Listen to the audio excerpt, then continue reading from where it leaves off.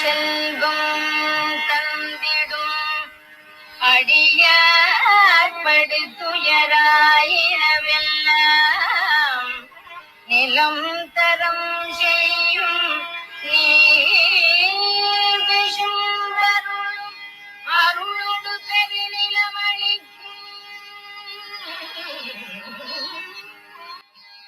வணக்கம். கேக்குதா நண்பர்களுக்கு?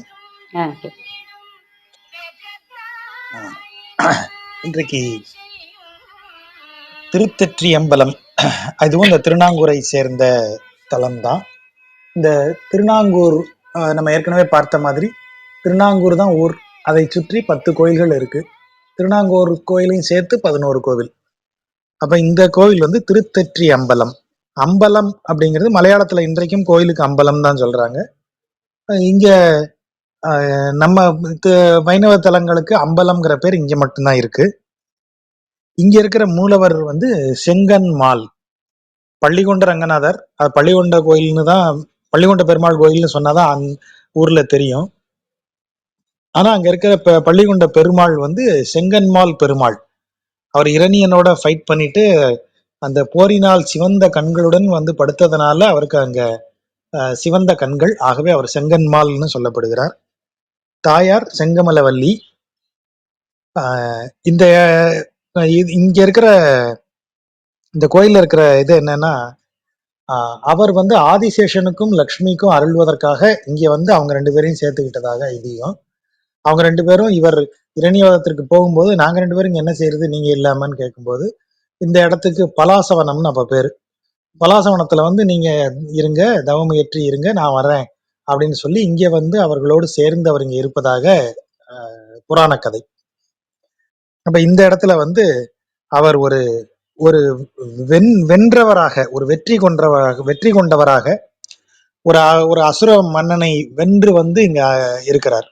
ஆகவே பெரும்பாலும் இங்கு அவர் வெற்றி கொண்ட பாடல்கள் எல்லாம் இங்க நிறைய பாடப்படுகின்றன திருமங்கை மன்னனால. இப்போ முதல் பாட்டுலையுமே அவர் வந்து கிருஷ்ணாவதாரத்தை எப்படி சொல்றார் அப்படின்னா, கிருஷ்ணன் அவதாரம் எடுத்து அவன் முதல்ல ஃபைட் எந்த அரசர்களை எல்லாம் தோற்கடிக்கக்கூடியவனாகத்தான் கிருஷ்ணாவதாரத்தை முதல் பாட்டுல திருமங்கை மன்னன் சொல்றாரு.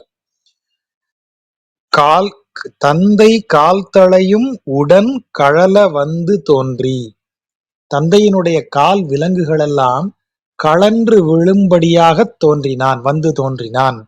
வசுதேவர் வந்து கம்சனால சிறைப்பிடிக்கப்பட்டு வைத்திருக்கிறார், காலில் விலங்கிடப்பட்டு இருக்கிறது அவருக்கு. இப்ப கிருஷ்ணன் வந்து பிறந்துதான் அந்த விலங்கை உடைக்கிறான்.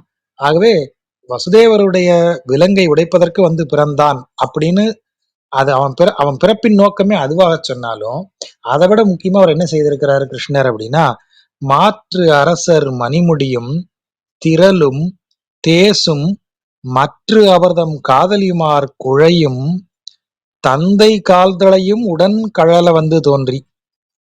எதெல்லாம் கலன்று விழுகின்றது? அவர் தந்தையினுடைய கால் விலங்கு மட்டும் கலன்று விழல. மாற்று அரசர் மணிமுடி, மாற்று அரசர்னா இவருக்கு மாற்று அணியில் இருப்பவர்கள், இவருக்கு எதிரணியில் இருப்பவர்கள். இந்த இடம் மகாபாரத யுத்தத்தை மனசுல வச்சு சொல்லப்படுற இடம். கௌரவர்களுக்கு ஆதரவாக இருந்த மன்னர்கள் எல்லோருமே தோற்று போனார்கள். ஆகவே அவர்களது மணிமுடி, மாற்று அரசர்ங்கிறவங்க கௌரவர்கள் சார்பாக இருந்த, துரியோதனன் சார்பாக இருந்த அரசர்கள், அவர்களது மணிமுடி கலன்று விழுகிறது. திரள், அவர்கள் வந்து கௌரவர்கள் தரப்புல வந்த யாரும் சாதாரணமான ஆட்கள் இல்லை. தோல்வியே அறியாத வெற்றிகள் பல ஈட்டிய பெரிய போர்களிலெல்லாம் ஜெயித்த மன்னர்கள் அவங்க. இப்போ சல்லியன் அந்த பக்கத்துல இருந்து வந்தான்னா அவன் அவ்வளவு பெரிய மாவீரன். கர்ணன், இவன் துரியோதனன், துச்சாதனன், இன்னும் யார் அவங்க வரிசையில இருக்கிற எல்லாரும், கௌரவர் வரிசையில இருக்கிற ஒவ்வொருத்தருமே, இவன் ஜெயத்ரதன், இவங்க எல்லாருமே பெரும் வீரர்கள். அப்படிப்பட்ட வீரர்களது திறமையெல்லாம் கலன்று விழுந்தது இவன் முன்னாடி. தேசுனா புகழ், தேஜஸ் அப்படிங்கிற, தேஜஸ்ங்கிற வடமொழி சொல்லுதான் தேசுன்னு தமிழாக்குறோம். தேசுனா புகழ், புகழால் ஒளிமிக்க, புகழ் ஒளி மிக்க, அதான் தேசு. அப்போ இவர்கள் இதுவரை அடைந்த வெற்றி எல்லாம் இங்க கீழே கலந்து விழுந்துருச்சு. இவர்கள் இதுவரை காட்டிய திரள் எல்லாம் இங்க கலந்து விழுந்துருச்சு. இவர்கள் இதுவரை அணிந்திருந்த மணிமுடி, வெற்றிகளின் காரணமாக மன்னனாக இருந்து அணிந்திருந்த மணிமுடி எல்லாம் கலந்து விழுந்துருச்சு. அது எல்லாத்தையும் விட முக்கியமா, அவனுடைய அப்பாவுனுடைய கால் விலங்கு, கால் தலை, அதுவும் உடன் கலல வந்து இந்த ஒன்னோட சேர்ந்து இத்தனையும் உடன் கலந்து விழும்படியாக வந்து தோன்றிய அவன், அந்த கண்ணன். அவன் என்ன செய்தான்? இத்தனையும் செய்தவன் அவன் என்னெல்லாம் செஞ்சிருக்கான் பாருங்க. அரசர்கள் பலருடைய மணிமுடி, புகழ், திறமை, இதை எல்லாவற்றையும் இல்லாமலாக்கி தன் தகப்பனது விலங்கை உடைத்து எறிந்து இதெல்லாம் செய்தவன். கதநாகம் காத்து அளித்த கன்னர் கண்டீர். கண்ணன்கிறத கன்னர் அப்படின்னு சொல்றது, மரியாதையோட சொல்றாரு. இத்தனையும் மன்னர்களை எல்லாம் ஒரு பொருட்டே இல்லைன்னு ஆக்கி அழித்தவன், அவர்களை அழித்து ஒழித்தவன் கதநாகம். நாகம்னா இந்த இடத்துல யானை. யானைக்கு நாகம்னு ஒரு பெயர் உண்டு. கத அப்படின்னா வெம்கன் களிறுன்னு சொல்றோம் இல்லையா, அதுதான் கதநாகம். கடும் சினம் மிக்க. அது இந்த இடத்துல யானையை எப்பவுமே கடும் சினம்னு சொன்னா யானை கோபக்கார விலங்குங்கிற பொருள் இல்லை, மதம் ஏறி நிற்கக்கூடிய யானை அந்த பொருள்ல சொல்லக்கூடியது. மதம் ஏறி இருக்கிற யானை அழிப்பதில் மிக வெறியா இருக்கும். காரணமே இல்லாம கண்ணில் பட்டதெல்லாம் அடிச்சு உடைக்கும். அதுதான் மதம் ஏறிய யானை. அப்படிப்பட்ட யானைக்கு காத்து அழித்து அந்த யானையை காப்பாற்றினான். இங்க காப்பாற்றினா அது முதலையின் வாயில் பிடிபடும் போது அதை காப்பாற்றி அழித்தான். அப்ப எல்லாரையும் அழித்தான். யாரை அழித்தான்? மாற்று அரசர். இவனுக்கு மாற்றாக இருந்த எல்லாரையும் அழித்தவன் இவனை சரணடைந்த யானையை காப்பாற்றி இருக்கிறான். அந்த பொருள் என்ன நமக்கு இப்ப புரியும். அப்படிப்பட்ட இறைவன் எந்த இடத்துல இருக்கான்? நூற்றிதழ்குள் அரவிந்தம் நுழைந்த பள்ளத்து இளங்கமுகின் முதுபாலை பகுவாய் நண்டின் சேற்று அலையில் வெண்முத்தம் சிந்தும் நாங்கூர் திருத்தெற்றி அம்பலத்து என் செங்கன் மாலே. செங்கன்மால் அங்க இருக்கிற இறைவனின் பெயர். அந்த இறைவனின் பெயராலேயே பாடல்களை அமைச்சிட்டார். எங்க வந்து அவன் இருக்கான்? திருநாங்கூர்ல இருக்கக்கூடிய திருத்தெற்றி அம்பலத்துல வந்து இந்த செங்கன்மால் இருக்கான். அந்த திருத்தெற்றி அம்பலம் இருக்கக்கூடிய திருநாங்கூர் எப்படிப்பட்ட ஊர்? பள்ளத்து நூற்றிதழ்கொள் அரவிந்தம். பள்ளத்துனா பள்ளமான, இந்த இடத்துல தடாகம், நீர்நிலை. ஒரு நீர்நிலையில் 100 இதழ் கொண்ட தாமரை பூத்திருக்கிறது. அந்த தாமரைக்குள், அரவிந்தம்னா தாமரை, நூற்றிதழ்கொள் அரவிந்தம், அரவிந்த லோச்சனன்னு பேர் வைப்பாங்க. அப்படின்னா தமிழ் பெயர் தாமரை கண்ணன், அதுதான் அரவிந்த லோச்சனன். லோச்சனனா கண், அரவிந்த லோச்சனன் தாமரை போல கண்களை உடையவன், அதான் தாமரை கண்ணன் நம்ம தமிழ் பெயர் அதற்கு. சோ அரவிந்தம் என்றால் தாமரை. 100 இதழ்கள் கொண்ட தாமரைக்குள், தாமரை எங்க பூத்திருக்கு? பள்ளத்து. பள்ளம்னா நீர்நிலை. இந்த இடத்துல நீர் இருக்கிற இடத்துல தாமரை பூத்து இருக்கிறது. அந்த தாமரை 100 இதழ்கள் கொண்ட தாமரை. அதற்குள்ள நுழைந்த யார் வந்து நுழைந்தா? பகுவாய் நண்டு. பகுனா பெரிய, பகுவாய் பெரிய வாய். நண்டோட வாய் பெருசு கிடையாது. இந்த இடத்துல நண்டின் வாய் என்று சொல்லப்படுவது அதனுடைய 2 கொடுக்குகளால் அது எவை பிடிக்குமோ அதுதான் அதனுடைய வாய். கவ்வுவதால் இந்த இடம் வாய் என்று சொல்லப்பட்டது. நண்டு வாயால கவ்வாது, அதனுடைய கொடுக்குகளால் கவ்வும். அந்த கொடுக்கினுடைய சைஸ் அது வாயோட சைஸை விட ரொம்ப பெருசு. ஆகவே பகுவாய் நண்டுன்னு சொல்லும்போது தனது பெரிய கொடுக்குகளால், அப்படின்னு பெரிய கொடுக்குகளை உடையங்கிறது தான் இந்த இடத்துல பகுவாய் நண்டு என்று நாம புரிஞ்சுக்கிறோம். அப்படிப்பட்ட நண்டினுடைய சேற்று அலை, அலைனா இந்த இடத்துல வலை, சேற்று வலை. அந்த சேற்று வலைக்குள்ள பக்கத்துல நீர்நிலை, அந்த நீர்நிலையில தாமரை பூத்து இருக்கு. அந்த தாமரையில 100 இதழ்கள் இருக்கு. அந்த இதழ்ல அந்த தாமரைக்குள்ள இந்த நண்டு வருது. அதே நேரம் ஏன் இந்த நண்டு தாமரைக்குள்ள வருது? நீ இருக்க வேண்டிய இடம் அந்த சேற்று வலை தானே. சேற்று வலையிலிருந்து ஏன் நீ இதுக்குள்ள வந்த அப்படின்னா, பக்கத்துல கமுக மரம் இருக்கு. இது கமுக மரம்னா பாக்கு மரம். அந்த பாக்கு மரத்துல இருக்கிற பாலை, பாலைனா பாக்கு மரத்தின் பூ, ஏற்கனவே பார்த்திருக்கோம். தென்னை, பனை, கமுகு மூணுக்குமே பூ வந்து கொத்தா பூக்கும். அந்த பூக்கிற கொத்துக்கு பேர் பாலைன்னு சொல்றது. தென்னம்பாலை, கமுகம்பாலை, பனம்பாலைன்னு சொல்றது. இந்த பாளையில இருந்து பூக்கள் எல்லாம் சின்ன சின்னதா அப்படியே முத்து மாதிரி இருக்கும். அது வந்து மேல இருந்து உதிர்ந்து விழுந்து அப்படியே முத்துக்களால் இதனுடைய வலை, இதனுடைய பொந்த அடைச்சிருதான். அதனால இவர் வந்து தாமரையில ஏறி உட்கார்ந்துருக்காராம் இந்த பகுவாய் நண்டு. அப்படிப்பட்ட செழிப்பு மிக்க ஊர் அது அப்படின்னு அத சொல்றாரு. நூற்றிதழ்கொள் அரவிந்தம் நுழைந்த பள்ளத்து இளம் கமுகின் முதுபாலை பகுவாய் நண்டின் சேற்று அலையில் வெண்முத்தம் சிந்தும் நாங்கூர் திருத்தற்றி அம்பலத்து என் செங்கன்மாலே. இளம் கமுகின் முதுபாலை, அப்படி அந்த வார்த்தையை கவனிங்க. அது என்ன இளம் கமுகின் முதுபாலை? கமுகு இளமையான கமுகு, ஆனா அதில் இருக்கக்கூடிய பாலை முதிய பாலை.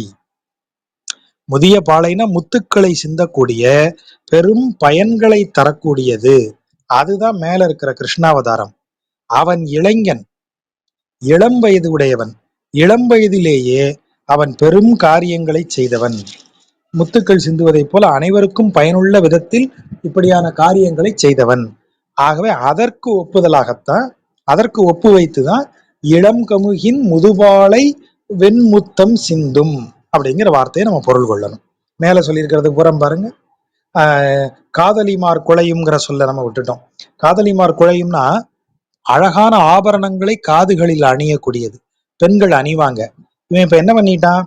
அந்த அரசர்களை தோற்கடித்து விட்டான். அவர்களது மணிமுடி, அவர்களது திறன், அவர்களது புகழ், இது அனைத்தும் மங்கும்படி செய்து அந்த மன்னர்களை அழித்ததால் அந்த மன்னர்களது மனைவியர், காதலிமார்னா அவருடைய மனைவியர், மனைவியர் எல்லாருமே கணவனை இழந்த பிறகு ஆபரணங்கள்ல இது பண்றது இல்லை இல்லையா, ஏதாவது இந்த அழகுபடுத்தக்கூடிய ஆபரணங்களை அணிவதில்லை. ஆகவே அவர்களது குழையும், அவர்கள் காதில் அணியக்கூடிய அந்த ரொம்ப காஸ்ட்லியான, ரொம்ப டிசைன் உள்ள அந்த குழையும் என்ன ஆயிருச்சு, கலண்டு விழுந்துருச்சு அப்படின்னு அந்த பொருள். அவர்களை அழித்து விட்டான்ங்கிற அர்த்தம். அந்த இது கொஞ்சம் டீசெண்டா சொல்றாரு, தாலி அறுத்துட்டான்னு சொல்றதுக்கு பதிலாக காதல இருக்கிற தோடு குழையை அறுத்து விட்டான்னு சொல்லிட்டார். குழை அருந்து விடும்படி செய்து விட்டான்னு சொல்லியிருக்கார். இது அவருடைய, அப்படிப்பட்ட தெய்வம் இவ்வளவு அழகு பொருந்திய, இவ்வளவு வளம் பொருந்திய இடத்துல இருக்கான் அப்படின்னு சொல்றது. பொற்றொடித்தோள் மடமகள்தன் வடிவு கொண்ட பொல்லாத வன் பேய்ச்சி கொங்கை வாங்கி பெற்றெடுத்த தாய் போல மடுப்ப ஆறும் பேனா நஞ்சு உண்டு உகந்த பிள்ளை கண்டீர். பொற்றொடி அப்படின்னா பொன் தொடி, அதான் சேர்த்து புணர்ச்சியாக வரும்போது பொற்றொடி என்று வருகிறது. தொடி அப்படின்னா முன்கை வளை அப்படின்னு அர்த்தம். அதாவது மணிக்கட்டில் இருந்து நமது முழங்கைக்கு கொஞ்சம் முன்பு இருக்கிற பகுதி வரைக்கும். அதை எப்படி சொல்லுவாங்க அப்படின்னா, நீங்க உங்களுடைய கையை இப்படி முஷ்டி பிடிக்கிற மாதிரி மடக்கிக்கணும். இப்படி ஒருத்தர் குத்த போறீங்கன்னா எப்படி மடக்கணுமோ அப்படி மடக்கிக்கோங்க. அதை கரெக்டா அந்த மணிக்கட்டுல வைங்க. அப்படி மணிக்கட்டுல வச்சீங்கன்னா உங்க கை எது வரைக்கும் வருதோ அது வரைக்கும் நீங்க வளையல் போட்டீங்கன்னா அதுதான் முன்கை. அப்படி முன்கை வளையல் அணிந்து அப்பா அந்த மடமகள்னா, இந்த இடத்துல மடமகள்னா அழகிய மகள், மடமகள் தன் வடிவு. இத உரையாசிரியர்கள் என்ன எழுதுறாங்க, யசோதையின் வடிவெடுத்து வந்ததாக எழுதுறாங்க. அப்படி எந்த குறிப்பும் இங்க இல்லை. அப்ப முதல்ல இருந்தே அழகிய பெண்ணின் தோற்றம் கொண்டு வந்ததாகத்தான் பூதனை சொல்லப்படுகிறாள். இங்க மட்டும் அவ பொற்றொடித்தோள் மடமகள் தன் வடிவு கொண்டேன்னு சொன்ன உடனே டக்குன்னு அதை யசோதைன்னு ஆக்குறது சரியா இருக்காது. ஏன்னா யசோதையும் இருக்கா அந்த ஸ்பாட்ல. ஒரு யசோதை இருக்கும்போது இன்னொரு யசோதை வந்த சந்தேகம் வந்திருக்காதா, எப்படி பிள்ளைய கொடுத்திருப்பாங்க? ஆகவே இது வந்து ரொம்ப அழகிய ஒரு பெண் போல் தோற்றம் அளித்த அவருடைய இயல்பான தோற்றம் இந்த பொற்றொடித்தோள் மடமகள் தன் மடமகள் வடிவம் கிடையாது.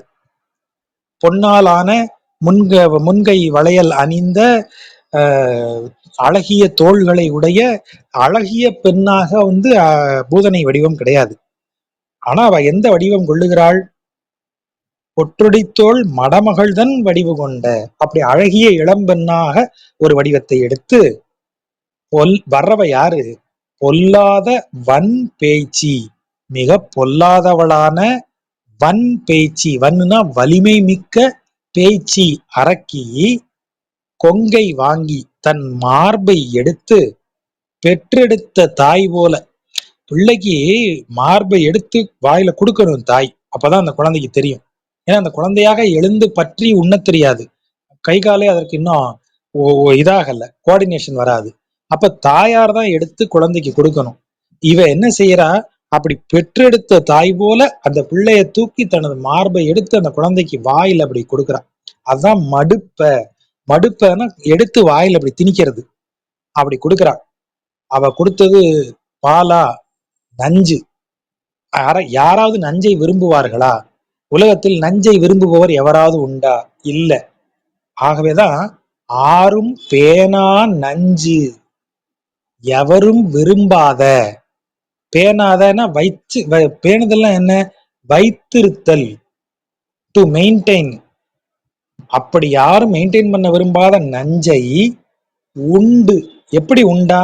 உகந்த பிள்ளை, உகந்து உண்ட பிள்ளை அப்படின்னு பொருள் எடுக்கணும்.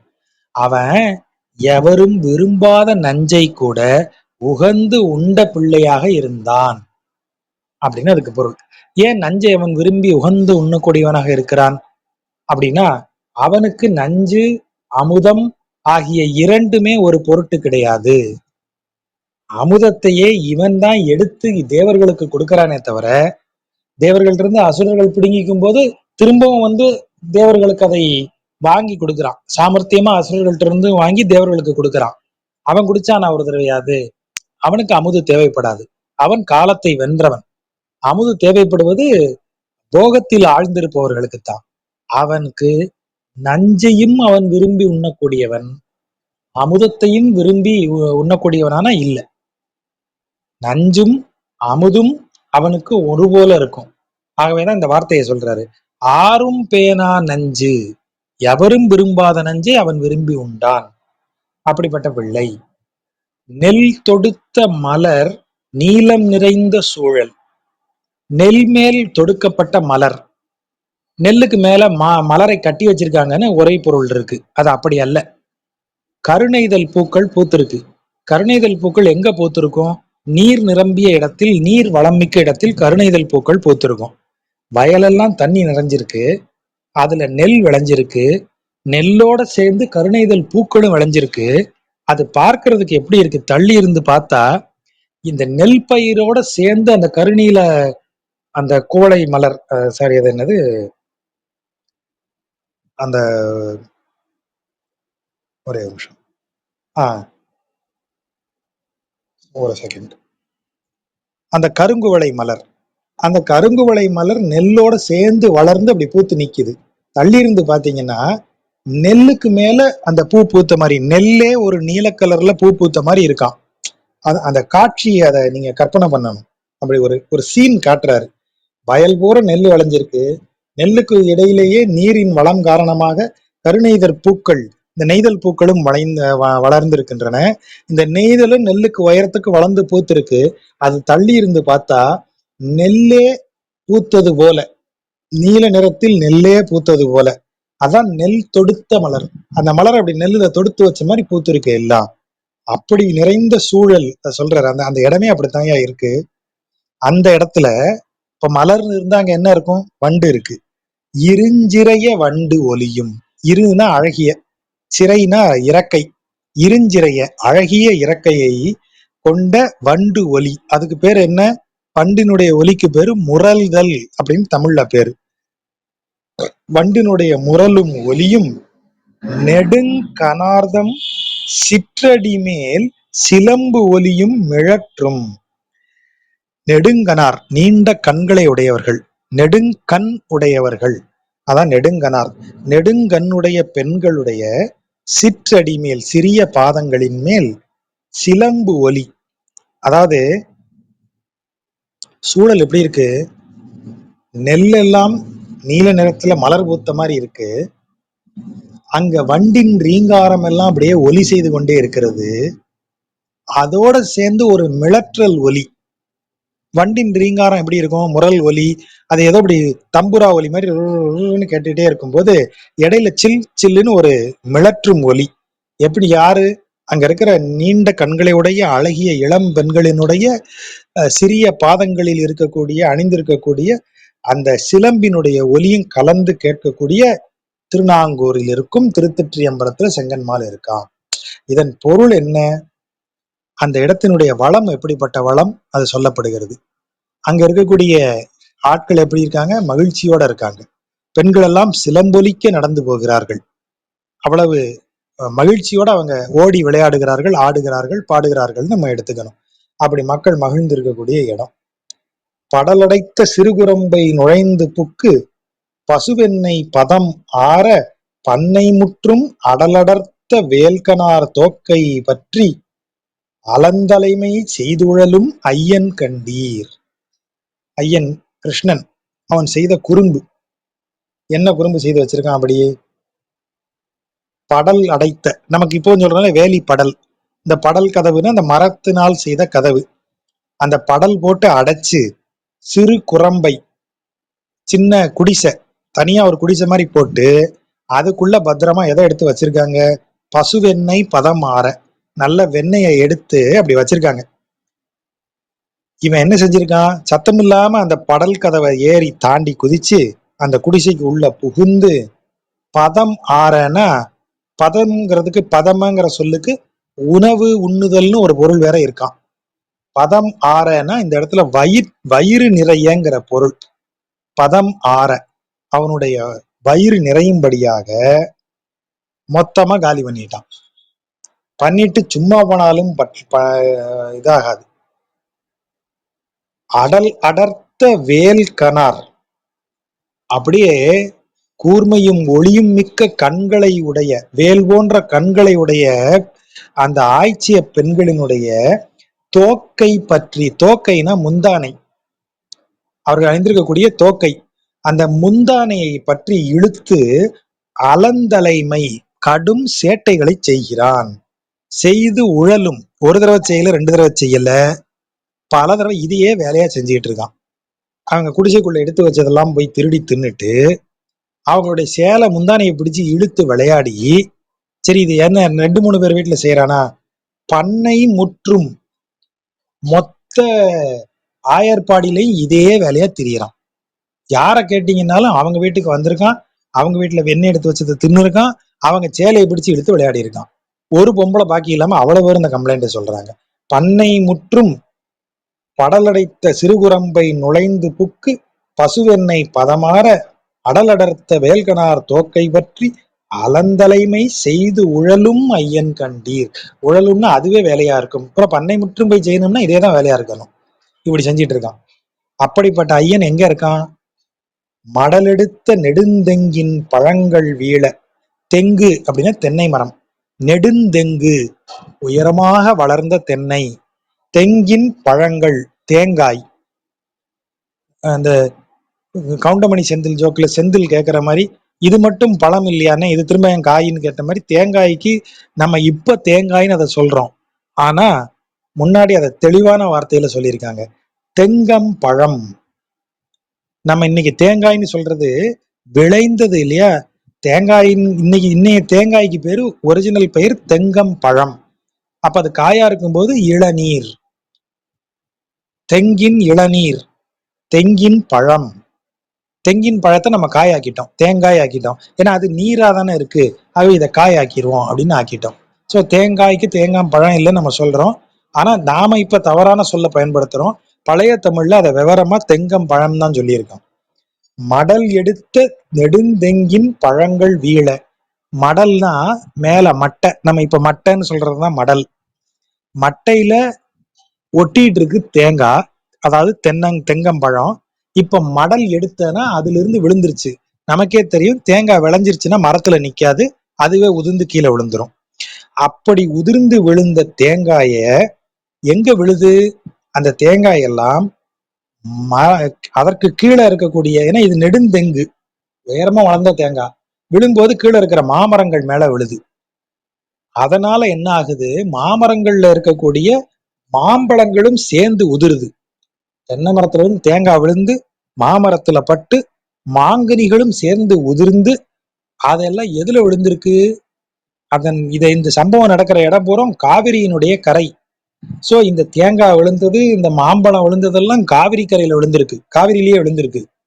மடலெடுத்த நெடுந்தங்கின் பழங்கள் வீழ மாங்கனிகள் திரட்டு உருட்டாவரு நீர் பொன்னி. இப்படி விழுந்த தெங்கம்பழத்தையும் மாங்கனிகளையும் திரட்டி உருட்டாவரு அப்படின்னா உருட்டி வருன்னு அர்த்தம். உருட்டி வரக்கூடிய இதெல்லாம் உருட்டிட்டு வருது யாரு? நீர் பொன்னி. பொன்னிங்கிறது காவிரியினுடைய இன்னொரு பெயர், பொன்னி நதி. அப்படிப்பட்ட பொன்னி உருட்டிட்டு வந்து திடலெடுத்து மலர் சுமந்து. திடல் அப்படின்னா திடர் அப்படிங்கிறதனுடைய சொல் திடல்னு வருது. திடர்னா மேடு, மேட்டை நிரப்பக்கூடிய அளவிற்கு அது வருது. திடர் எடுத்து மேட்டையும் நிரப்பக்கூடிய அளவிற்கு அப்படி தண்ணி பொங்கி வருது காவிரியில. அப்படி வந்தது எதையெல்லாம் உருட்டிட்டு வருது? தேங்காய், மாங்காய், மாம்பழம் எல்லாத்தையும், தெங்கம்பழம், மாம்பழம் ஆகியவற்றை உருட்டி கொண்டு வந்து கூடவே எதையும் கொண்டு வருது? மலர் சுமந்து. வழியில இருக்கக்கூடிய மலர்கள், மரத்தினுடைய மலர்களை எல்லாம் சுமந்து கொண்டு வந்து அந்த திருநாங்கூர் கரைகள்ல ஒதுக்குது. திருநாங்கூருடைய ஆற்றின் கரைக்கு நீங்க போனீங்கன்னா ஒரே மலர்களும் மாங்கனிகளும் தெங்கம்பழமுமா கிடக்குமா. அப்படி இருக்கு, அது கொண்டாந்து ஒதுக்கி இருக்கு. அவ்வளவு சிறப்பு வாய்ந்த ஊர் அப்படின்னு அதை சொல்லி ஆகுது. வாராரும் முலைமடவாள் பின்னைக்கு. நப்பின்னை தான் பின்னை, நப்பின்னைக்கு ஆகி. ஆகினா அவளுக்கு ஆக. வார் ஆறு. வார்னா நாம கச்சுன்னு சொல்றதுதான் வார். இன்றைய ரவிக்கைன்னு வச்சுக்கோங்க. இந்த ரவிக்கையை அணிந்த மார்பை உடைய. இது ஏன் திரும்ப திரும்ப இந்த வாராரும் முலை வாராரும் முலைங்கிற வார்த்தை வருதுன்னா, அவள் திருமண வயதை அடைந்து விட்டாள், திருமணத்திற்குரிய பருவத்தை எய்தி விட்டாள் அப்படின்னு சொல்றதுக்கு அந்த பெண்களினுடைய மார்பு ஒரு காட்சியாக சொல்லப்படுகிறது. இன்னைக்கு இருக்கிற மாதிரி ஆபாசமான அர்த்தத்துல அது சொல்லப்படல. இப்ப நம்ம ஆள் எல்லாம் ஓங்குதாங்க வளர்ந்துட்டானப்பா, இவனுக்கு ஒரு பொண்ணை பாத்திர வேண்டியதான்னு முன்னாடி சொல்லுவாங்க. நல்ல மீச கருத்துருச்சே, பொண்ணு பாத்திர வேண்டியதான் இப்படி பேசுவாங்க. அன்றைக்கு தோற்றத்தை வைத்து இதை பேசினாங்க. இன்னைக்கு மாதிரி இப்ப வேலையை செட்டில் ஆயிட்டியா, எல்லாம் ஓகே ஆயிருச்சா, அப்படி பார்க்கலாமா, பொண்ணு பார்க்கலாமா, எப்படி அப்படிங்கிற மாதிரிலாம் அன்னைக்கு பேச்சு கிடையாது. ஆள் ஓங்குதாங்க வளர்ந்துருக்கான், மீசை வளர்ந்துருச்சா அப்ப பொண்ணை பார்த்துடலாம் அப்படி பேசும்போது பெண்களுக்கு என்ன சொல்லுவாங்க? மாறு உரைச்சதுன்னா பொண்ணு இது மாப்பிள்ளை பாத்திர வேண்டியதானேன்னு ஊர் பக்கம் சொல்ற மொழி. மாறு உரைச்சா மாப்பிள்ளை பார்க்கணுமா. அதாவது மார்பு உரைச்சானா கண்ணுக்கு தென்படுகிற மாதிரி. அதாவது எப்படி சொல்றது, இப்போ அவ சிறுமியா இருக்கும்போது அவளுக்கு ஒரு மார்பு இருக்கிறதே நம்ம கண்ணுக்கு தெரியாது. அவள் பருவ வயதை அடைந்து திருமண வயதை நெருங்கும் போது அவள் மார்பு பெரிதாவது நம்ம கண்ணுக்கு படும். அதைத்தான் மார்பு உரைச்சா மாப்பிள்ளை பாருன்னு கிராமத்துல ஒரு மொழியா சொல்லுவாங்க. ஆகவே இங்க என்ன சொல்றாங்க? நப்பின்னை திருமண வயதை அடைந்து விட்டாள், திருமணத்திற்குரிய பருவத்தை அடைந்து விட்டாள்னு சொல்றதுக்கு தான் வாராரும் முலை மடவாள் நப்பின்னைக்கு ஆகின்னு சொல்றான். அப்போ அவ திருமண வயதுக்கு வந்துட்டா. சரி, இப்ப திருமணம் செய்யணும் நப்பின்னைக்கு. பட் நப்பின்னை ஒரு நிபந்தனை வச்சிருக்கா, கண்டிஷன் வச்சிருக்கா. நான் வளர்த்த காளைகளை அடக்குபவன் தான் என்னை திருமணம் செய்துக்க முடியும்னு சொல்றா. ஆகவே திருமண வயதை அடைந்து தயாராக இருக்கக்கூடிய நப்பின்னைக்காக வளை மறுப்பின் கடுஞ்சினத்து வன்தாள் ஆர்ந்த காரார் தின் விடை அடர்த்து. வளை மறுப்புனா கொம்பு, வளை மறுப்பு நன்கு வளைந்த கொம்பை உடைய, கடுஞ்சினத்து கடும் கோபமுடைய, வன்தாள் ஆர்ந்த, தாள்னா கால், வலிமையான கால்களை உடைய, வன்தாள் ஆர்ந்த, கார் ஆர் பார்க்க அப்படியே கரு கரு கருன்னு இருக்கக்கூடிய, தின் விடை மிகுந்த வலிமை கொண்ட ஆண் மாடு, அதான் விடை காளை. காளை அதை அடர்த்து, அதை அடக்கி, வளைந்த கொம்பை உடைய, கடும் சினமுடைய, உறுதியான பாதங்களை கால்களை உடைய, கருநிறத்தில் வலிமை மிக்க காளையை அடக்கி, வதுவை ஆண்ட கருமுகில் போல் திருநிறத்து என் கண்ணர் கண்டீர். கருமுகில் போல் திருநிறம், ஆள் கருமுகில் மாதிரி இருக்கான். அது எப்படிப்பட்ட நிறம்? மங்களம் பொலியும் நிறம் அது. அதான் திருநிறம். திருனா எத்தனை பொருள் இருக்கு? செல்வம்ங்கிற பொருள் இருக்கு, புகழ்ங்கிற பொருள் இருக்கு, நிறைவுங்கிற பொருள் இருக்கு. அப்போ திரு அப்படின்னா அது எல்லாம் சகலமும் நிறைந்த, மங்களங்கள் நிறைந்தன்னு அர்த்தம். காரார் அப்படின்னு ஏற்கனவே நிறத்தை என்ன சொல்லியிருக்கு? கருமுகில் போல்னு சொல்லியிருக்கு. கருமுகில் வந்து மழையை பொழியக்கூடிய மேகத்துக்கு தான் கருமுகில்னு சொல்றது. மழை பொழிந்தால் வளம் நிறையும். வளம் நிறைந்தால்தான் ஐஸ்வர்யம்.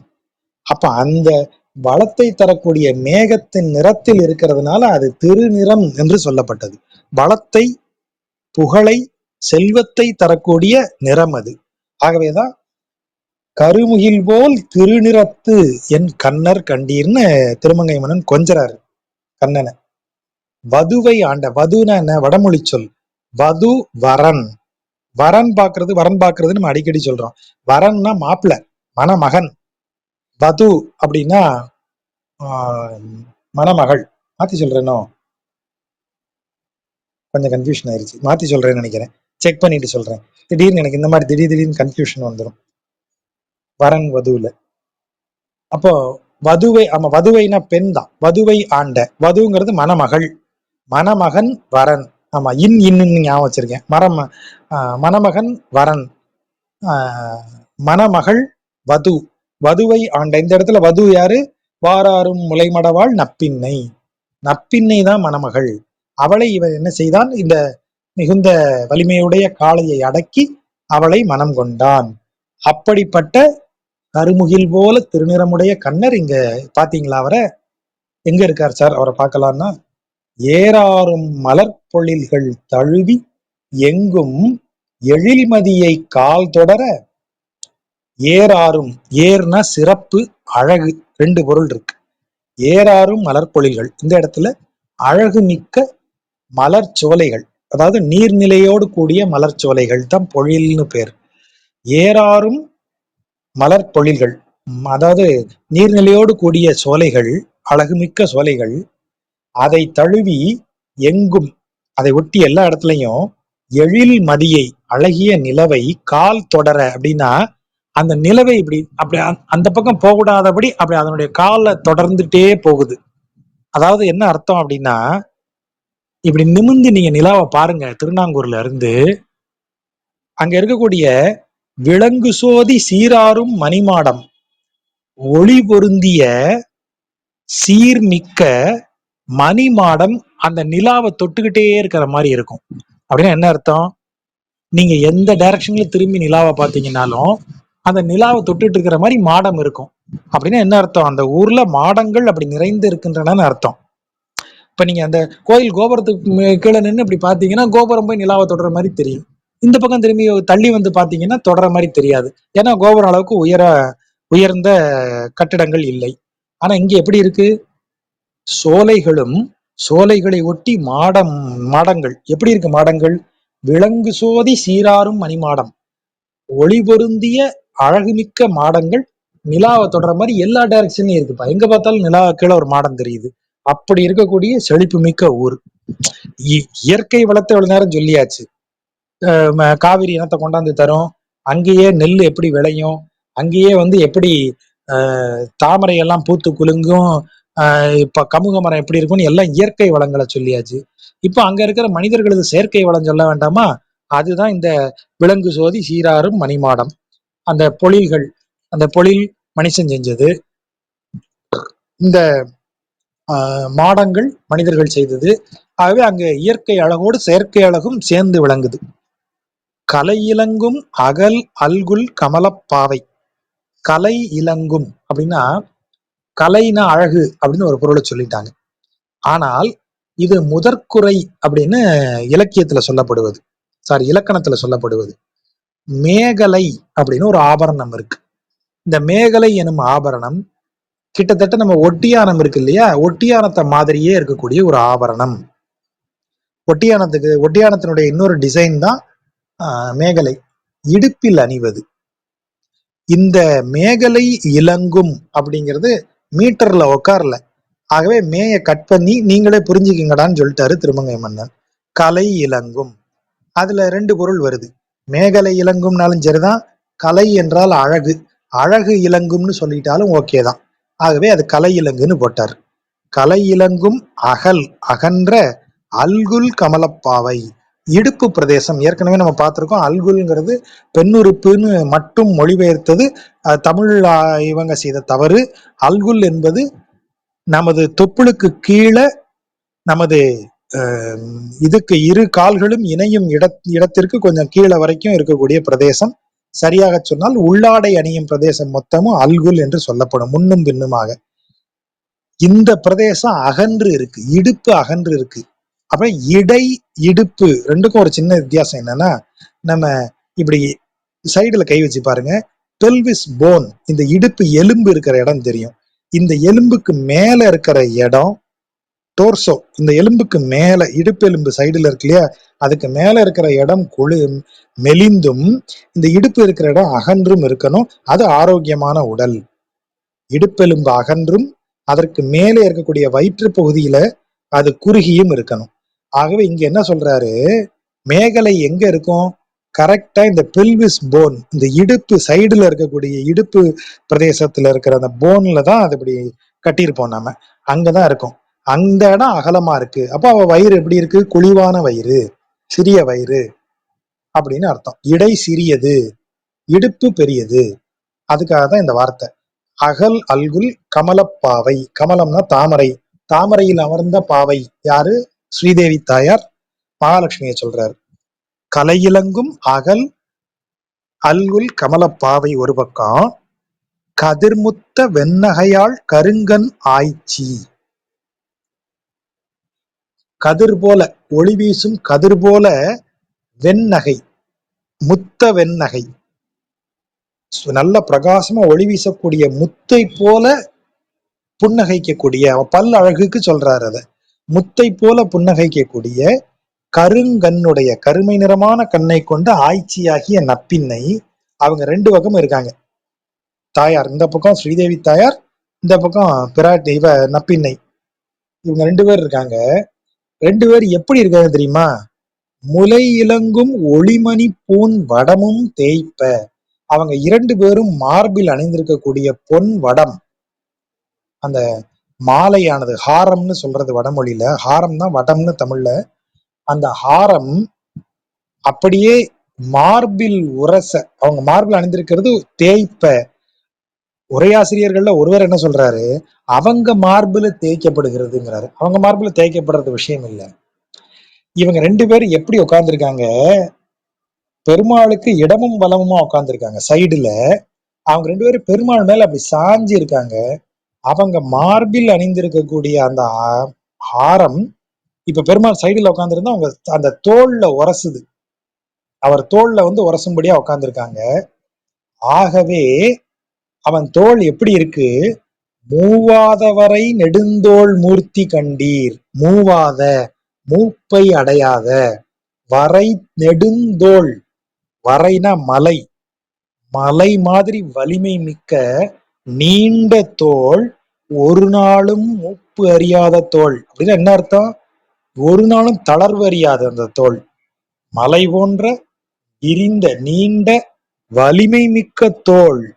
அந்த தோளுக்கு எப்படி அந்த வலிமை வந்தது, எப்படி அது இன்னும் இளமையாக இருக்கிறது, இரண்டு புறத்திலும் தாயார் அமர்ந்து அவர் மார்பில் அணிந்திருக்கக்கூடிய ஆபரணம் இவன் மேல் தேய்க்கும்படியா உட்கார்ந்துருக்காங்க. அவங்க அருளால இவன் தோல் அப்படி நிமிர்ந்து பூரித்து நிற்கிறது இருபுறமும். முலையிலங்கும் ஒளிமணிப்பூன் வடமும் தேய்ப்ப மூவாதவரை நெடுந்தோள் மூர்த்தி கண்டீர். அவன் வடிவத்தை பாருங்க, மூர்த்தி வடிவம், வடிவத்தை பாருங்கள். எங்க போய் பாக்குறது, மலை இலங்கு நிறை சந்தி மாட வீதி. அதாவது நிறைனா வரிசை, நம்ம சொல்றோம் இல்லையா ரோ, அதுதான் நிறை தமிழ்ல. இந்த மலையை தொடர்ந்து, மலை தொடர் எப்படி இருக்குமோ அந்த மாதிரி மாட வீதிகள் எல்லாம் இருக்கு. மாடங்கள் ஒவ்வொன்றும் அப்படி எப்படி மலை தொடர் மாதிரி அடுத்தடுத்து அடுத்தடுத்து இருக்கு. அந்த இடத்துல அந்த மாட வீதியில சந்தி, அந்த மாட வீதியோட ஜாயிண்ட் ஒவ்வொரு இடத்துலையும் மடமொழியார் முகத்து இரண்டு சிலை விளங்கி. மடமொழியார்னா கொஞ்சம் மொழி பேசக்கூடியவர்கள். யாரு, இளம் பெண்கள். கொஞ்சம் மொழி பேசும் இளம் பெண்கள் வந்து முகத்தில் இரண்டு வில்லை வைத்து கொண்டு, கண் புருவத்தை சொல்றாரு, அவங்க கண் புருவம் வந்து வில் மாதிரி இருக்கு, அதை வளைத்து, இந்த வளைத்துக்கு தான் விலங்கி அப்படின்னு சொல்றது. விலங்குனா, விலங்குதல்னா வளைத்தல் அப்படின்னு பொருள். விலங்கி ஆடவரை மனம் சிறை கொண்டு இருக்கும். இவங்க கண்ணாகிய வில்லை வளைத்து ஆடவர் மனதை கொள்ளை கொண்டு சிறைப்படுத்திட்டாங்களாம். அப்படிப்பட்ட அழகுமிக்க நாங்கூரில் திருத்தொற்றியம்பலம் கோயில்ல எங்காள் இருக்காரு அப்படின்னு சொல்றாரு. அப்ப என்ன அர்த்தங்க? ஆண்களும் பெண்களும் மகிழ்ந்து இருக்காங்க. இயற்கை வளம் இருக்கு, செயற்கை வளம் இருக்கு. அப்ப இது ரெண்டும் பொருள், இது ரெண்டும் ஆப்ஜெக்ட்ஸ் இல்லையா? இது ரெண்டுமே பொருள். சரியா? இந்த பொருளை பயன்படுத்தி அங்க ஒரு வாழ்க்கை வாழணுமே மக்கள். அந்த வாழ்க்கை எப்படி வாழ்க்கையா இருக்கு? அந்த வாழ்க்கை மகிழ்ச்சியான வாழ்க்கையா இருக்கு. அதுதான் இங்கே சொல்லப்படுவது. நீங்க அதை கவனிச்சீங்கனாலே தெரியும். செயற்கை அழகு, இயற்கை அழகு, செயற்கை வளம், இயற்கை வளம் இரண்டும் இருக்கிறது. அந்த வளத்தால் மகிழ்ச்சி அடைந்த மக்களும் அங்கு இருக்கிறார்கள். ஆகவே அப்படி ஆண்களும் பெண்களும் அப்படி ஒருவரை ஒருவர் சந்தித்து மகிழ்ந்து ஒருவர் இருவருமாக ஒருவரை ஒருவர் பார்த்து அப்படியே ஒரு ரொமான்டிக்கான லைஃப்ல அங்க இருக்காங்க. ஏன்னா மேல தலைவனே எப்படி உட்காந்துருக்கான், ரெண்டு பக்கமும் தாயார்கள் நெருங்கி அமர அவர்கள் மேல உரச உரச இவனுக்கு தோல் பூரிச்சு அப்படியே ஒரு நாளும் தளர்வறியாத மலை போன்ற தோள்களா அப்படி மாறிட்டு இருக்கு. அப்ப அப்படிப்பட்ட தலைவன் இருக்கிற ஊர்ல மகிழ்ச்சிக்கு கேட்கணுமா? அங்க எல்லாரும் அதே மாதிரி மகிழ்ந்து இருக்காங்க. தான் போலும் என்று எழுந்தான் தரணியாளன், அது கண்டு தரித்திருப்பான் அறக்கர்தங்கள் கோன் போலும் என்று எழுந்தான். இந்த இதுக்கு வந்து அந்த பட்டர்பிரான்னு சொல்றது அவங்களுடைய பராசர பட்டர், அவர் வந்து இதுக்கு ஒரு உரை சொல்லி இது எப்படி பொருள் எடுக்கன்னு இவங்களுக்கு தெரியல. தான் போலும் என்று எழுந்தான் தரணியாளன், நானே தான் ஆழ்ந்து ராமன் எழுந்தான் அப்படின்லாம் முதல்ல பொருள் சொல்றாங்க. பட்டர் தெளிவா சொல்றாரு, ஏய் கோன் போலும் என்று எழுந்தான் அதோட நிறுத்து. அது வரைக்கும் வந்தது ராவணனுடைய ஸ்டேட்மெண்ட் அப்படிங்கிறாரு. ராவணன் என்ன சொல்றானா, தான் போலும் என்று எழுந்தான் தரணியாளன். தரணியாளன் தான் தரணியை ஆள்பவன். என்னவோ தரணியை ஆள்பவன் நான் தாங்கிற மாதிரி எந்திரிச்சு வரான். யாரு? ராமன். எனக்கே வந்து சவால் விடுறான். நான் எப்பேற்பட்ட மன்னன், எப்பேற்பட்ட வரங்களை பெற்றவன், எல்லாரையும் தேவர்களையும் இவர்களை மன்னர்களை எல்லாரையும் வென்றவன் நானு. என்னை எதிர்த்து நிக்கிறதுக்கு எவருமே கிடையாது. இவன் என்னமோ நான் தான் தரணியையே ஆள்பவன்கிற மாதிரி எந்திரிச்சு வரான். தான் போலும் என்று எழுந்த நான் தான் ஆளுன்னு எந்திரிச்சு வரான் இவன். அதை பார்த்துட்டு இந்த அரக்கர்கோன், இந்த அரக்கர் மன்னன் என் தரித்திருப்பான்னு சும்மா உக்காந்துருப்பான்னு நினைச்சானா இவன்? இவன் எவனே தெரியாது, எவனோ ஒரு பையன் இவன் எந்திரிச்சு வந்து நான் தான் தரணியை ஆழ்வேங்கிற மாதிரி வருவான். அரக்கர்களுக்கெல்லாம் அரசனானன்னா அதை பார்த்துட்டு சும்மா உக்காந்துருப்பேன்னு நினைச்சானா அவன்?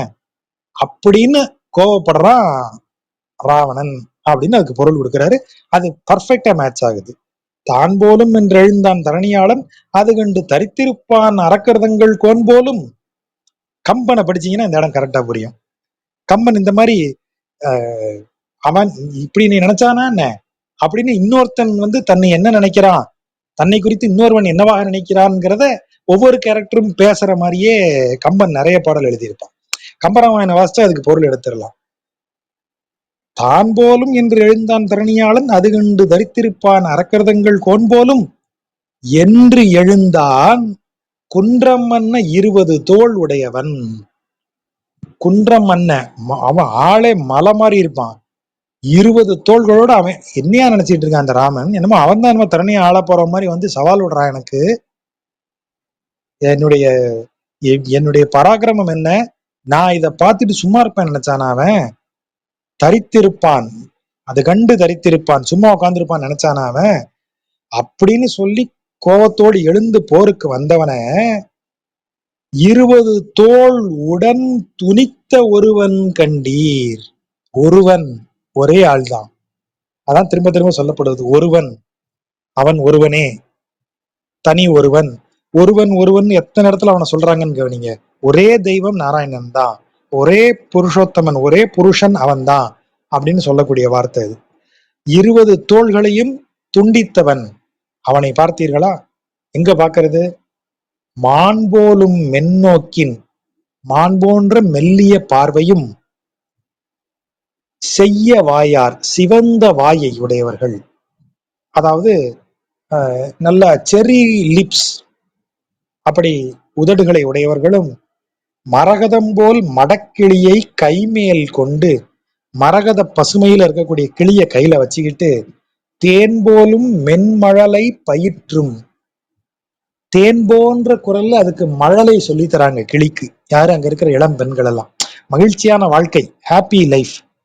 ஆரோக்கிய பால் அட்வர்டைஸ்மெண்ட் மாதிரி நல்ல இது இருக்கு, தண்ணி இருக்கு, இது இருக்கு, இது இருக்கு, வேற என்ன வேணும்னு கேட்கற மாதிரி ஒரு லைஃப் அவங்களுக்கு. கிளிய பிடிச்சு அதுக்கு பாடம் சொல்லி கொடுத்துட்டு இருக்காங்க. மென்மழலை பயிற்றுவிக்கும் ஊரா இருக்கு.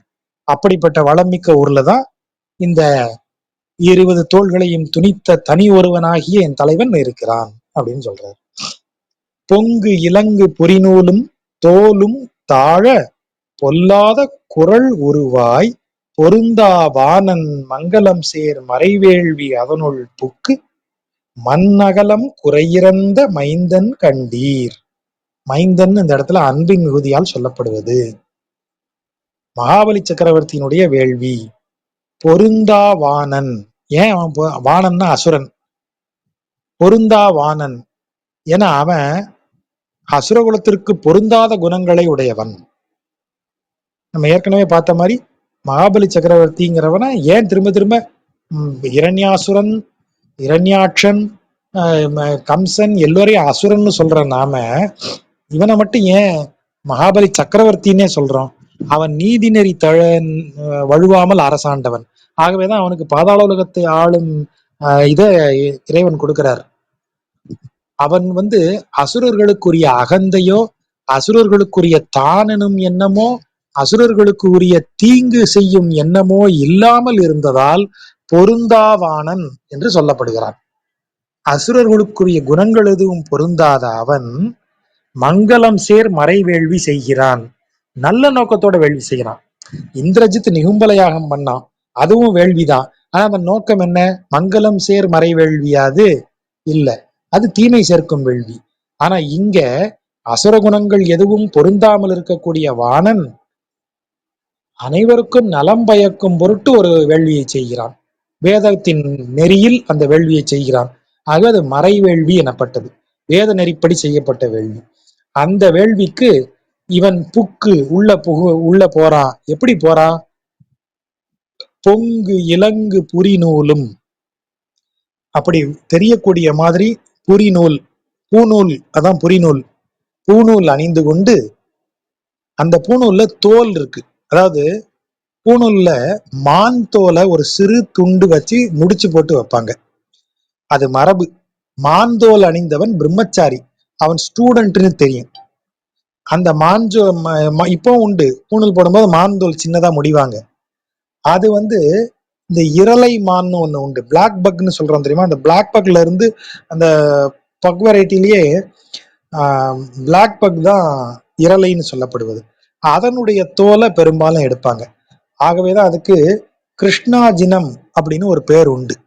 கிருஷ்ணாஜினம்னா கருத்த மானின் தோல்னு அர்த்தம். துண்டு, சின்ன துண்டு, சும்மா அரை இன்ச்சு கூட இருக்காது, அதை பூணூல் அப்படி கட்டி இருப்பாங்க. இவர் அதை போட்டிருக்காராம். பூணூல் அணிந்து அதில் மான்தோல் முடிச்சிட்டு, அப்படின்னா என்ன அர்த்தம்? ஓ, இவன் ஸ்டூடெண்ட், இவர் வேதம் படித்து கொண்டிருக்கிறாருன்னு எல்லாருக்கும் தெரியும்.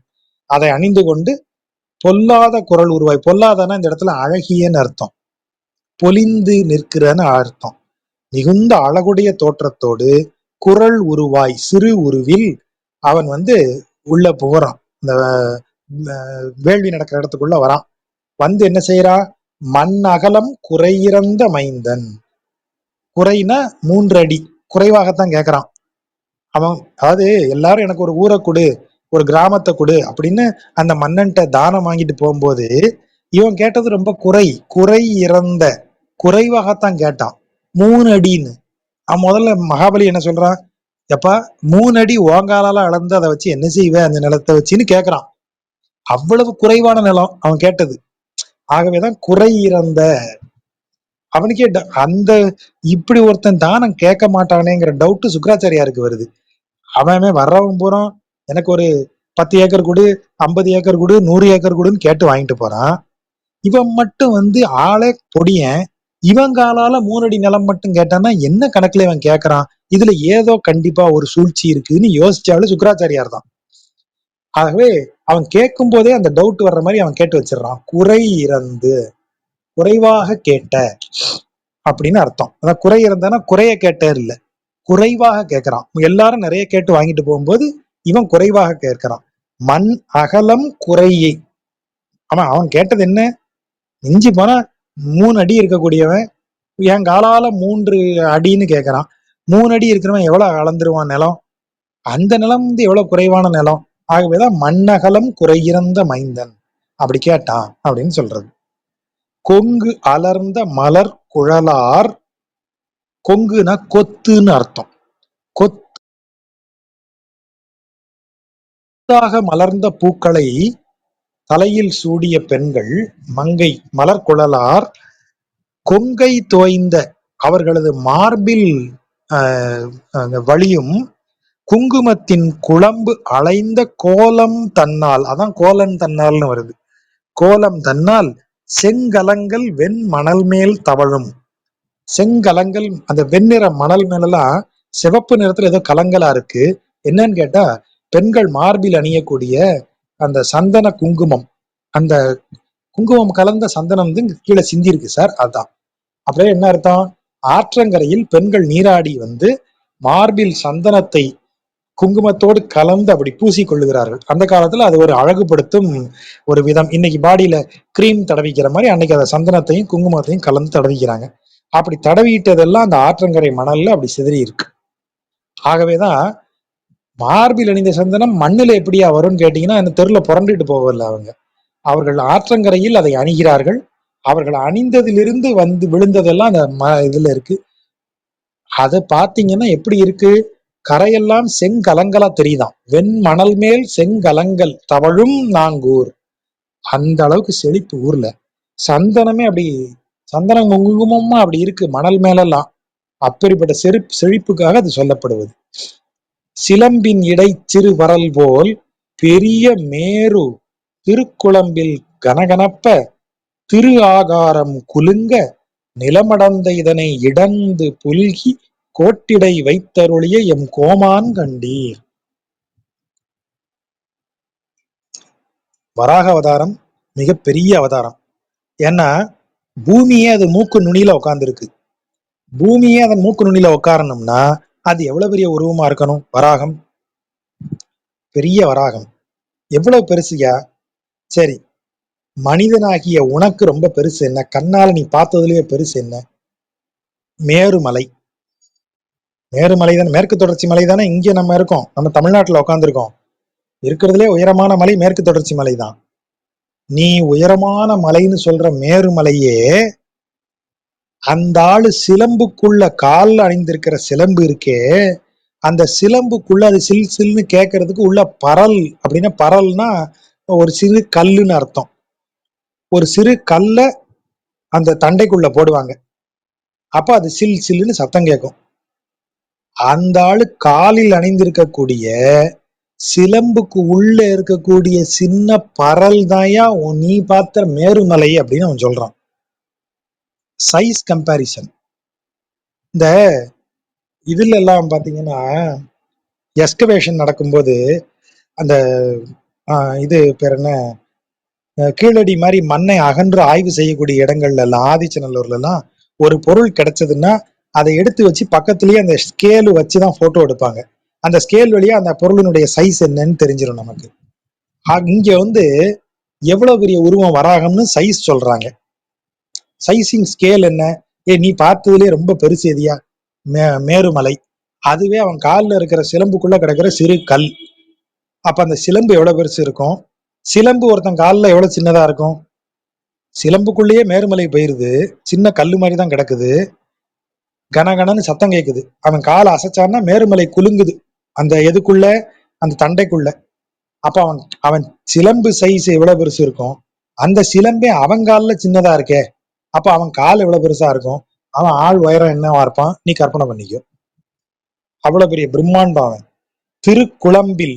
அவன் வராகம் இல்லையா, அதனால கால்ங்கிற இடத்துக்கு குழம்புன்னு வார்த்தையை போடுறாரு. கால் குழம்புல அவன் தண்டை அணிஞ்சிருக்கான். அந்த தண்டைக்குள்ள, தண்டைங்கிறது தான் சிலம்பு, சிலம்புக்குள்ள உள்ள மேருமலை சிறு பரல் போல் கிடைக்கிறது. அவன் திரு ஆகாரம். திரு ஆகாரம் அப்படின்னா இருத்தல்னு அர்த்தம். நிறைந்திருப்பது. வயிற்றுக்கு ஆகாரம் ஆயிற்றான்னு கேட்பாங்க. அத அந்த வயிற்றுக்கு குறைஞ்சி ஆகாரம் ஆயிடுச்சான்னு கேட்டா அதுக்கு பொருள் வந்துருது. கிளம்பியாச்சா, இப்ப நீங்க ஒரு இடத்துக்கு போறீங்க, ஊருக்கு போறேன்னு சொல்லும்போது கிளம்பியாச்சா அப்படின்னு சொல்லுவாங்க. அப்போ ஊருக்கு கிளம்பியாச்சான்னு தான் அர்த்தம். ஊருக்குங்கிறத கட் பண்ணிடுவோம் புரிஞ்சதுனால. அத மாதிரி வயிற்றுக்கு ஆகாரம்னா வயிறு நிறைந்து விட்டதா அப்படின்னு கேள்வி. அப்ப ஆகாரம்னா நிறைதல். திரு ஆகாரம், இவனுக்கு திரு நிறைந்த இடம், அதான் திரு ஆகாரம். திரு நிறைந்த இடம் குலுங்க. திரு எங்க நிறைந்திருக்கிறாள்? இவனுக்கு மார்பில் நிறைந்திருக்கிறாள். திரு ஆகாரம், திரு நிறைந்திருக்கும் இடம். இவ விஷ்ணுவுக்கு மார்பு. ஆனா அவன் மார்புல தானே ஸ்ரீலட்சுமி வாசம் பண்ணுவது. அதனாலதான் அவன் ஸ்ரீனிவாசன். தாயார் வசிப்பது அவன் மார்புல.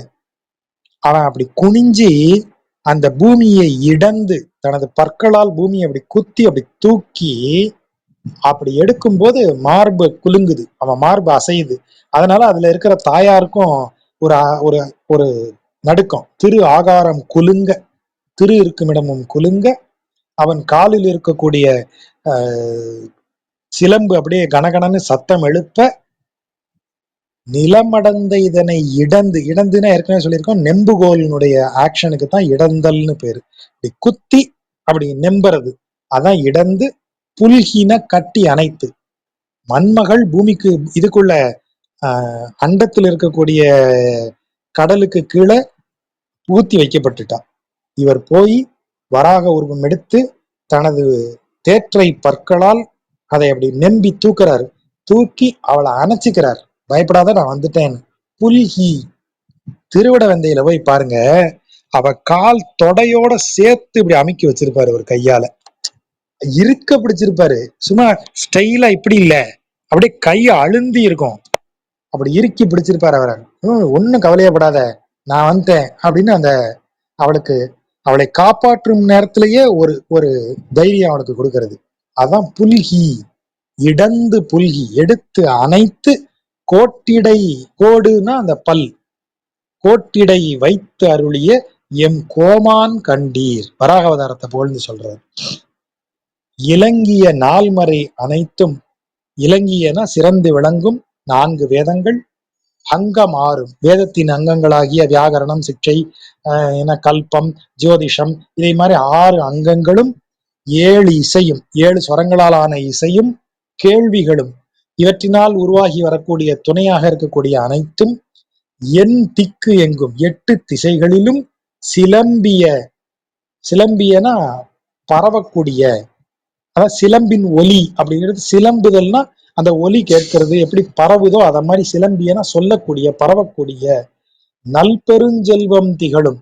அந்த ஊர்ல எது செல்வம்? கல்வி, அப்புறம் கலை, அதான் வாழ்க்கை, அந்த லைஃப் ஸ்டைல சொல்றதுன்னு சொன்னோம். 7 இசையும் கேள்விகளும், 4 மறையும் 6 அங்கமும். அப்ப கல்வியும், அதன் கீழே இருக்கக்கூடியது கலைகளும், கலைகளும் 8 திசையிலையும் பரவுதான். அப்படி பரவி இருக்கக்கூடிய நல்பெருஞ்செல்வம். அப்ப எதை நல்பெருஞ்செல்வம்னு சொல்றாரு திருமங்கை மன்னன்? ஒரு ஊருக்கு எதையா நல்பெருஞ்செல்வம்? கல்வியும் கலைகளும் தான் ஒரு ஊருக்கு நல்பெருஞ்செல்வம். அதுதான் இந்த வார்த்தை குறிக்குது. இலங்கிய 4 மறை அனைத்தும், அங்கமாறும் 7 இசையும், கல்வி கேள்விகளும், எந்திக்கு எங்கும் சிலம்பிய நல்பெருஞ்செல்வம் திகழும் நாங்கூர். அப்ப ஒரு ஊருக்கு செல்வம் எது? எங்க ஊர்ல 4 ஃபேக்டரி இருக்குன்னு சொல்றது மட்டும்தான் செல்வமா? இல்ல, கல்வி இருக்கணும் அந்த ஊர்ல, கலை இருக்கணும் அந்த ஊர்ல. இந்த 2ம் சிறந்து விளங்கும் ஊருக்கு தான் பெருஞ்செல்வம். அதுவும் எப்படிப்பட்ட பெருஞ்செல்வம்? நற்பெருஞ்செல்வம், நல்ல விதத்துல சேர்ந்த செல்வம்னு இது 2ஐயும் தான் நான் சொல்லுவேன்னு அவர் டிஃபைன் பண்றாரு. இன்றைக்கும் பொருந்தி இருக்கக்கூடிய சொல் அது. கலையும் கல்வியும் மலிந்த ஊர் தான் நல்பெருஞ்செல்வம் நிறைந்த ஊர். 7 உலகும் தாழ்வரையும் எங்கும் மூடி, 7 உலகு, 7 உலகையும் தாழ்வரை, அதாவது வரைனா மலை, மலை உயர்ந்து இருக்கும், அந்த மலையே தாழ்ந்து போயிருச்சுன்னு சொல்ற அளவுக்கு உயர்ந்து நிக்குது. ஆகவேதான் தாழ்வரைன்னு சொல்லப்பட்டது. மலை உயர்ந்தது, ஆனா அதுவே மூழ்கும்படி ஊழி வெள்ளம் வருது. அப்ப மலையே தாழ்ந்துருச்சுன்னு அர்த்தம். அப்படின்னா மலை கீழே போயிருச்சுன்னு இல்லை, வெள்ளம் உயர்ந்து மலைய முட்டிருச்சுன்னு அர்த்தம். ஆகவே தாழ் வரையும் எங்கும் மூடி என் திசையும் மண்டலமும் மண்டி 8 திசைகளும் அதனுடைய எல்லா பக்கங்களும் அதான் மண்டலங்கள் அவை அனைத்தையும் மண்டி அண்டம் மோழை எழுந்து மோழைனா கீழ் வெள்ளம்னு அர்த்தம். அதாவது இப்ப ஆறு போகுதுன்னு வைங்க, ஆறு கரைக்கு கீழே போகும், அதான் மோழை. மோழை எழுந்துன்னு சொன்னா கரையை மீறின்னு அர்த்தம். மோழை எழுந்து ஆழி மிகும், கரையை தாண்டி கடல் பெருகும், அதான் மோழை எழுந்து ஆழி மிகும். மோழையை தாண்டி கரையை தாண்டி கடல் எழுந்து ஊழி வெள்ளம் எல்லாம் எல்லா திசையும் ஊழி வெள்ளம் என்ன செய்யும், இப்படி வாசிக்கணும் அத. ஊழி வெள்ளம் மோழை எழுந்து ஆழிமிகும் ஏழுலகும் தாழ்வரையும் எங்கும் மூடி என் திசையும் மண்டலமும் மண்டி அண்டம் மோளை எழுந்து அப்படி ரவுண்டு அது அப்படியே மொத்தமா எல்லாத்தையும் மூடி இருக்கும்போது முன்னொரு காலத்தில் அகட்டில் ஒடுக்கிய எம்மூர்த்தி கண்டீர். அகடுனா வயிறு, மடின்னு அர்த்தம். மாடுனுடைய மடிக்கு அகிடுன்னு சொல்றது. அந்த அகிடுல தான் அகட்டுங்கிற சொல் வருது. அகட்டுனா வயிறு, வயிற்றில் ஒடுக்கினான். அதாவது ஏழு உலகையும் மூழ்கடிக்கக்கூடிய மலைகளை எல்லாம் மூழ்கடிக்கிற வெள்ளத்தை முன்னாடி எங்காலு வயிற்றுல அடக்கிட்டாயா அப்படின்னு சொல்றாரு. அப்படிப்பட்ட அதாவது பிரளய காலத்தில் ஒடுக்கம், அப்படிப்பட்ட மூர்த்தி இங்க இருக்கான். எங்க இருக்கான்? ஊழிதோறும் ஊழிதோறும் உயர்ந்த செல்வத்து ஓங்கிய நான்மறை அனைத்தும் தாங்கும் நாவர். அதாவது ஊழிதோறும் ஊழிதோறும்னா ஒவ்வொரு ஊழிதோறும் வேதம் வந்துகிட்டே இருக்கு. ஒவ்வொரு முறையும் அது வர வர வேதம் என்ன ஆகிட்டே இருக்கு, உயர்ந்த செல்வத்து ஓங்கிய அதனுடைய வளம் பெருகி கொண்டே போகிறது. அப்படிப்பட்ட வேதத்தை சொல்லக்கூடிய நாவுடையவர்கள் சேல் உயர்ந்த, சேல்னா மிகன்னு அர்த்தம், சேல் உயர்ந்த மணிமாடம் திகழும், மிக உயர்ந்த மணிமாடங்களை கொண்ட நாங்கூரில் இருக்கக்கூடிய திருத்தெற்றியம்பலத்துல இது நடக்குது. சீரணிந்த மணிமாடம் திகழும் நாங்கூர் திருத்தற்றி அம்பலத்து என் செங்கன் மாலே. சீரணிந்த மணிமாடம், மிகுந்த அழகுடன் கட்டப்பட்ட மணிமாடங்கள் நிறைந்த நாங்கூரில் இருக்கும் திருத்தற்றி அம்பலத்தில் விளங்கக்கூடிய என் செங்கன் மாலே. கூரணிந்த வேல்வலவன், கூர்மையான வேலையுடையவன். ஆலி நாடன், திருவாலி நாட்டை ஆள்பவன். கொடிமாட மங்கையர்கோன், கொடிகள் ஆடக்கூடிய மாடங்கள் நிறைந்த திருமங்கை நாட்டின் கோன் அரசன். குறையல் ஆழி, திருக்குறையலூர் என்னும் இடத்தையும் ஆள்பவன், அதான் ஆழி, ஆள்பவன் ஆழி. குறையல் ஆழி, திருக்குறையலூரை ஆள்பவன். பார் அணிந்த தொல் புகழான், இந்த பூமி எங்கும் பறந்திருக்கக்கூடிய தொல் புகழ் மிக்கவன். தொல்னா பழமை வாய்ந்த அப்படிங்கிற பொருளில் இங்க புகழ் மிக்கவன். கலியன், இவ்வளவு பெருமைக்கும் உரியவன் யாரு? கலியன். அவன் சொன்ன பாமாலை இவை ஐந்தும் ஐந்தும் வல்லார், இந்த ஐந்தைந்தும் 10 பாடல்களை சொல்ல வல்லவர். சீரணிந்த உலகத்து மன்னராகி, சீர்மிக்க இந்த உலகத்திற்கு மன்னர்கள் போல் விளங்கி. சேன் விசும்பில், சேன் விசும்புன்னா என்ன? நாம வழக்கமா சொல்ற விசும்புக்கும் மேல இருக்கிற விசும்பு, அதான் பரம ஆகாசம்னு சொல்றது. பரம ஆகாசம், ஆகாசத்திற்கும் மேலே இருப்பது. அங்க ஆகாசத்திற்கும் மேலாக விளங்குவது எது?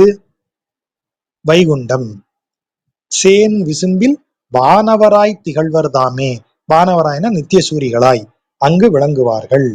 பூமியை மன்னர்கள் போல் ஆண்டு மேல வந்து நித்தியசூரியாக விளங்குவார்கள் அப்படின்னு முடிக்கிறார். கொஞ்சம் நீளமாயிருச்சுன்னு நினைக்கிறேன். நண்பர்களுக்கு நன்றி.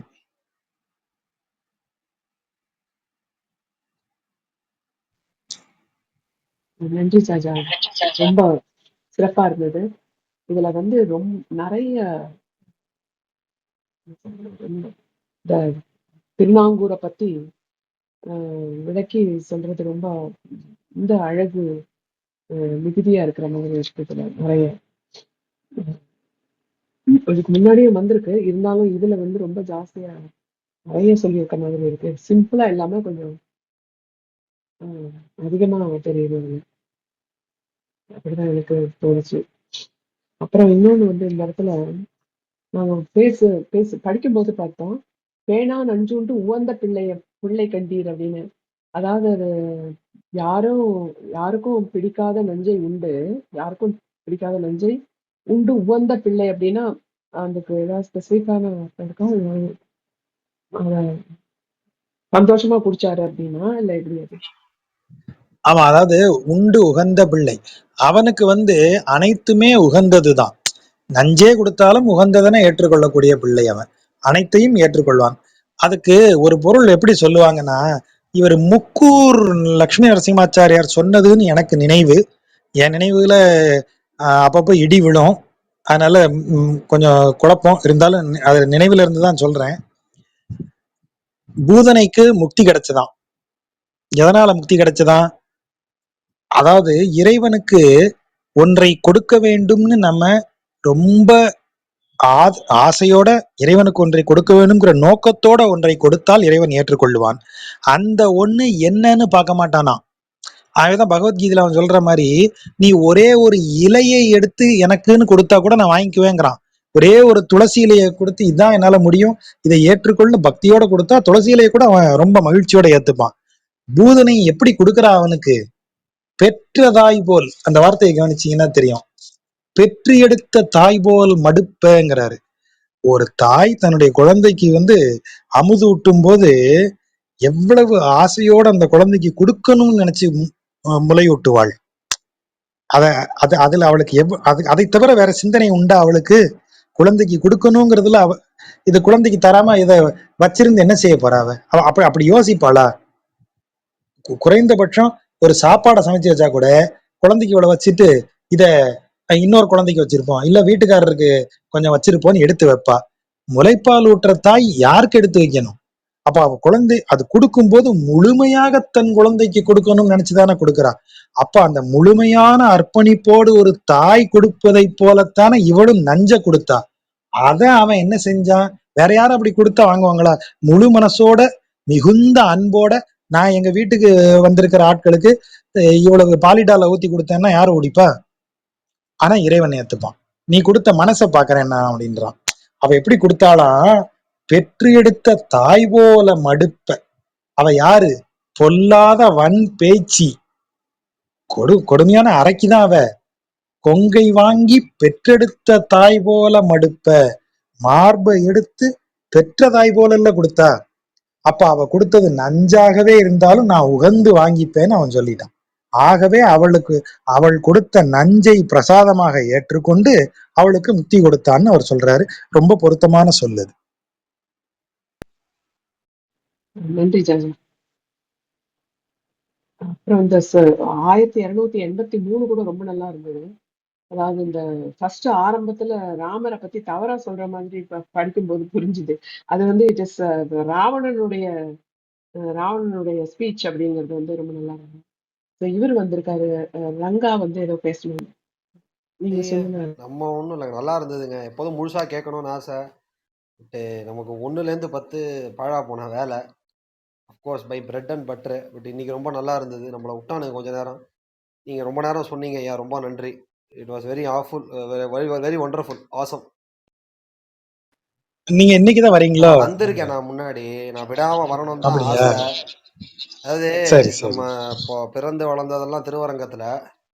நீங்க சொன்ன ஆஹா. மாதிரி பெரியவங்க சொற்பொழிவு வாரமான 2 நாள் 3 நாள் கூட்டு போயிடுவாங்க. இலக்கிய சொற்பொழிவா இருக்கும், இல்லை இந்த மாதிரி சொற்பொழிவா இருக்கும். இது ரொம்ப மனசுக்கு நிறைவா இருந்தது. ரொம்ப மிக்க மிக்க மிக்க நன்றி. நன்றி. தொடர்ந்து வாங்க, கண்டிப்பா முடியும் கண்டிப்பா. போதெல்லாம் வாங்க. இதோ அந்த பூதனை சொன்னீங்க பாத்தீங்களா, அது அது இன்னொன்னு வந்து அவனுக்குன்னு கொடுக்கறது ஒண்ணு, இந்த மடி தடவாமைன்னு சொல்லுவாங்க. நம்ம எந்த வேண்டுதலும் இல்லாம அவனுக்குன்னு மொத்தமா கொடுத்தா எதா இருந்தாலும் எடுத்துக்கிறான் அப்படிங்கிற மாதிரி. அது ரொம்ப நல்லா இருந்தது. நன்றி.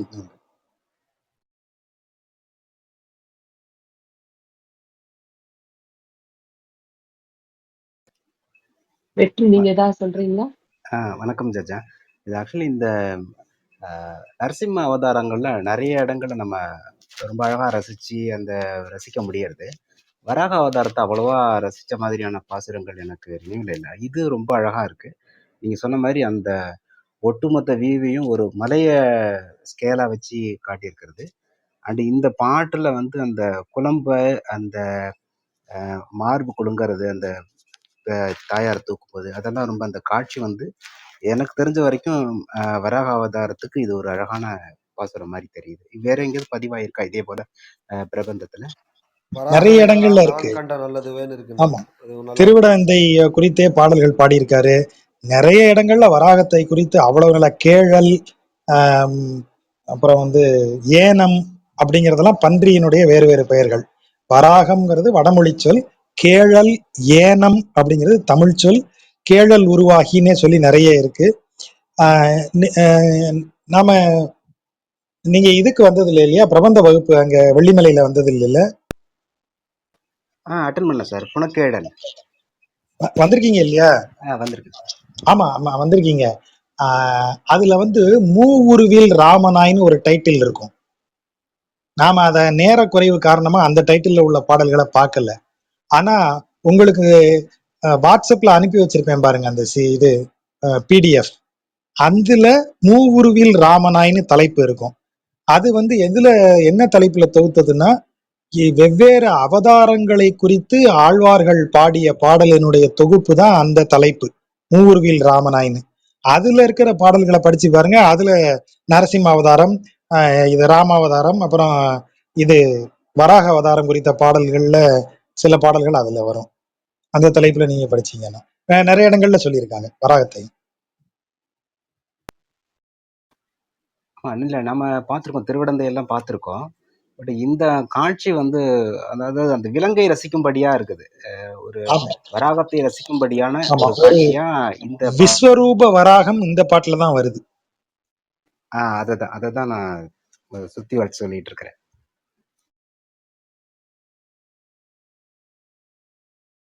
ஐயா, அந்த வகுப்பெல்லாம் யூடியூப்ல இருக்குமா இல்ல செப்பரேட்டா தானா?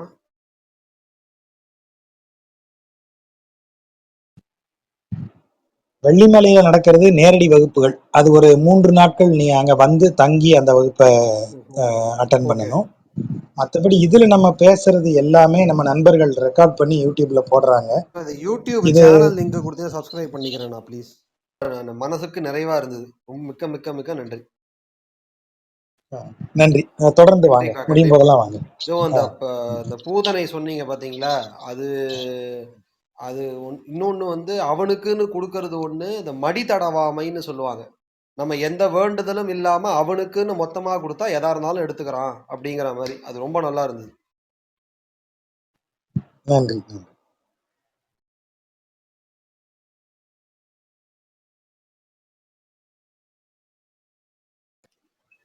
வெற்றி, நீங்க ஏதாவது சொல்றீங்களா? வணக்கம் ஜஜா. இது ஆக்சுவலி இந்த நரசிம்ம அவதாரங்கள்ல நிறைய இடங்கள்ல நம்ம ரொம்ப அழகா ரசிச்சு அந்த ரசிக்க முடியறது. வராக அவதாரத்தை அவ்வளவா ரசிச்ச மாதிரியான பாசுரங்கள் எனக்கு நினைவில் இல்லை. இது ரொம்ப அழகா இருக்கு. நீங்க சொன்ன மாதிரி அந்த ஒட்டுமொத்த வியூவையும் ஒரு மலைய ஸ்கேலா வச்சு காட்டியிருக்கிறது. அண்ட் இந்த பாட்டுல வந்து அந்த குழம்ப, அந்த மார்பு குலுங்கறது, அந்த தாயார் தூக்கும்போது, அதெல்லாம் ரொம்ப அந்த காட்சி வந்து எனக்கு தெரிஞ்ச வரைக்கும் வராக அவதாரத்துக்கு இது ஒரு அழகான பாசுரம் மாதிரி தெரியுது. வேற எங்கேயாவது பதிவாயிருக்கா இதே போல பிரபந்தத்துல? நிறைய வராகனை இடங்கள்ல இருக்கு. நான் கண்ட நல்லதுவேன்னு இருக்குங்க. ஆமா, அது நல்லா இருக்கு. திருவிடந்தை குறித்தே பாடல்கள் பாடியிருக்காரு. நிறைய இடங்கள்ல வராகத்தை குறித்து அவ்வளவு நல்ல கேழல், ஆம், அப்புறம் வந்து ஏனம் அப்படிங்கறதெல்லாம் பன்றியினுடைய வேறு வேறு பெயர்கள். வராகம்ங்கிறது வடமொழி சொல், கேழல் ஏனம் அப்படிங்கிறது தமிழ் சொல், கேழல் உருவாகினே சொல்லி நிறைய இருக்கு. நாம நீங்க இதுக்கு வந்தது இல்லையா, பிரபந்த வகுப்பு அங்க வெள்ளிமலையில வந்தது இல்ல? அட்டன் பண்ணல சார். புனக்கேடல் வந்திருக்கீங்க இல்லையா? வந்திருக்கு. ஆமா ஆமா வந்திருக்கீங்க. அதுல வந்து மூவுருவில் ராமனாயின்னு ஒரு டைட்டில் இருக்கும். நாம அத நேர குறைவு காரணமா அந்த டைட்டில்ல உள்ள பாடல்களை பார்க்கல. ஆனா உங்களுக்கு வாட்ஸ்அப்ல அனுப்பி வச்சிருப்பேன் பாருங்க, அந்த இது பிடிஎஃப். அதுல மூவுருவில் ராமனாயின்னு தலைப்பு இருக்கும். அது வந்து எதுல, என்ன தலைப்புல தொகுத்ததுன்னா, வெவ்வேறு அவதாரங்களை குறித்து ஆழ்வார்கள் பாடிய பாடலினுடைய தொகுப்பு தான் அந்த தலைப்பு, மூவுருவில் ராமனாயின்னு. அதுல இருக்கிற பாடல்களை படிச்சு பாருங்க. அதுல நரசிம்ம அவதாரம், இது ராமாவதாரம், அப்புறம் இது வராக அவதாரம் குறித்த பாடல்கள்ல சில பாடல்கள் அதுல வரும். அந்த தலைப்புல நீங்க படிச்சீங்கன்னா நிறைய இடங்கள்ல சொல்லியிருக்காங்க வராகத்தை. இல்ல நம்ம பார்த்துருக்கோம், திருவிடந்தை எல்லாம் பார்த்துருக்கோம். பட் இந்த காட்சி வந்து அதாவது அந்த விலங்கை ரசிக்கும்படியா இருக்குது. ஒரு ஆமா வராகத்தை ரசிக்கும்படியான ஆமா ஒரு ஒரு காட்சியா இந்த விஸ்வரூப வராகம் இந்த பாட்டுல தான் வருது. அதை தான் நான் சுத்தி வச்சு சொல்லிட்டு இருக்கிறேன்.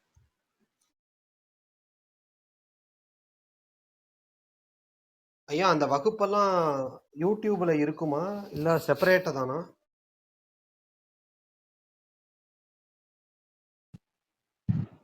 வெள்ளிமலையில நடக்கிறது நேரடி வகுப்புகள். அது ஒரு 3 நாட்கள் நீ அங்க வந்து தங்கி அந்த வகுப்பை அட்டன் ஓகே. பண்ணணும். மற்றபடி இதுல நம்ம பேசுறது எல்லாமே நம்ம நண்பர்கள் ரெக்கார்ட் பண்ணி யூடியூப்ல போடுறாங்க. அந்த யூடியூப் இது சேனல் லிங்க் கொடுத்து சப்ஸ்கிரைப் பண்ணிக்கிறேன் நான் ப்ளீஸ். நம்ம நண்பர்கள் தான் அதை நான் வச்சிருக்காங்க, போடுறேங்க. எனக்கு தெரியல. அந்த chatல ஆமா போடுறேன் இப்ப நானு. மேல பிங் பண்ணா கூட ரொம்ப ரங்கா. வசதிங்க. 4-5 பேருக்கு கூட நான் அப்படியே பண்ணி விட்டுருவேன் நானு. அது பெரியாழ்வார் பாசுரங்கள் இப்ப தொடர்ந்து போட்டுட்டு இருக்காங்க, அதுல இருந்து ஆரம்பிச்சு. ஓகே. நீங்க இந்த வாட்ஸ்அப் குரூப்ல இருக்கீங்க இல்லையா? இல்லண்ணா நான் வாட்ஸ்அப் சொன்னேனே group. நான் ரொம்ப ஒரு 7 தடவை தான் வந்திருக்கேன் நான். சரி சரி, நீங்க அந்த வாட்ஸ்அப் குரூப்ல இருந்தீங்கன்னா அதுல தொடர்ந்து அந்த லிங்கை போட்டே இருப்பாங்க. இப்ப நான் வேணா நம்ம நண்பர்கள் யாராவது உங்களுக்கு நான் உங்களுக்கு நம்பர் அனுப்பிச்சிடுறேன், நீங்க முடிஞ்சா அதை ஆட் பண்ணி விட்டுருங்க. சரி சரி. விஜய் இருக்காங்கல்ல, விஜய் இல்லையோ?